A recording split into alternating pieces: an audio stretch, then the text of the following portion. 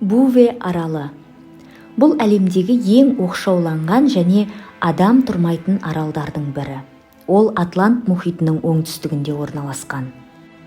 Буве аралы Норвегияның территориясы болып табылады. Бірақ Норвегиядан 13 000 шақырым қашықтықта жатыр. Ең жақын құрлық Антарктида. Ол шамамен 1700 шақырым жерде.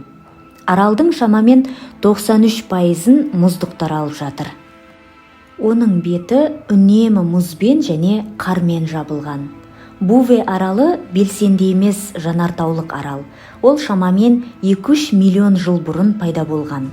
Аралда ортасында мұзбен жабылған жанартау кратері бар. Аралда тұрақты тұрғындар жоқ. Себебі өмір сүруге қолайлы жағдайлар жоқ. Тек кейде ғалымдар зерттеулер үшін келеді. Арал мен оның айналасындағы су аймағы табиғи қорық ретінде қорғалады. Бұл аймақ құстар мен теңіз жануарлары үшін маңызды мекен.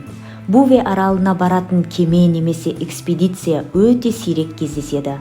Мұндағы қатал ауа райы және оқшауланған орналасуы баруды қиындатады. 2012 жылы Google Earth платформасында Буве аралы маңынан кеме тәрізді нысан байқалды.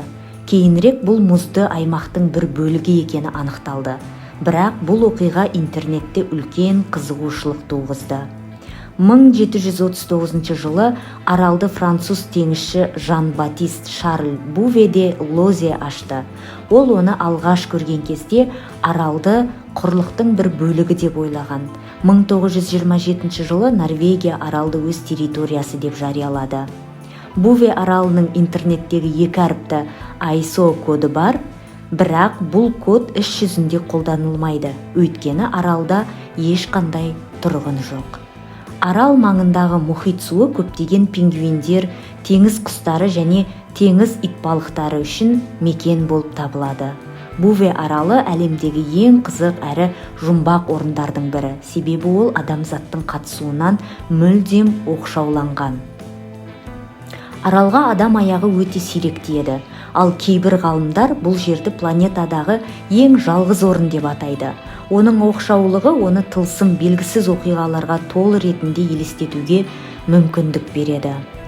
1964 жылы Буве аралына зерттеу тобы барғанда, олар аралдың жағалауынан ешбір экипажсыз қайық тапты. Қайықтың қайдан келгені және ол жерде не істеп жүргені туралы ешқандай дәлел табылмады. Алайда кейінгі зерттеулерде ол қайық туралы ешқандай дерек анықталмаған, бұл оны мистикалық құбылыс ретінде қабылдауға себеп болды.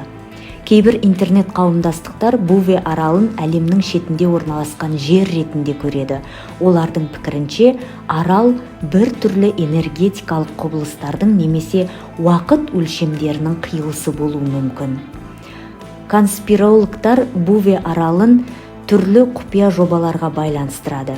Аралдың оқшаулануы оны жасырын әскери немесе ғылыми базалардың орны болуы мүмкін деген теорияларды тудырды. Буве аралы Антарктидаға жақын орналасқан, ал Антарктида ежелден мистикалық аңыздармен байланысты. Кейбір теориялар бойынша Буве аралы жоғалған құрлықтардың, мысалы Атлантида немесе Лемурия қалдығы болуы мүмкін. Радио толқындар мен басқа да сигналдар Буве аралы маңында әлсіз таралады. Бұл құбылыс оның айналасында ерекше энергетикалық өріс бар деген пікір тудырған.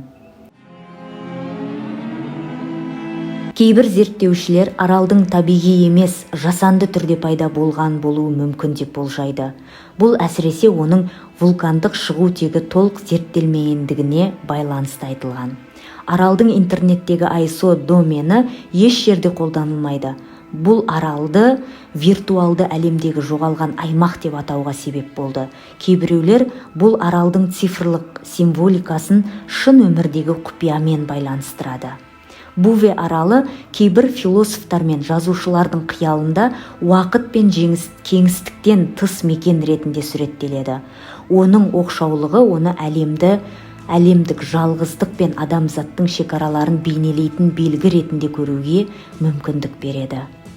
Буве аралы көптеген ғылыми, фантастикалық және мистикалық шығармаларға шабыт берген. Кейбіреулер оны фантастикалық оқиғалар үшін идеалды орын деп санайды, себебі ол шынайы өмірдегі құпияға толы.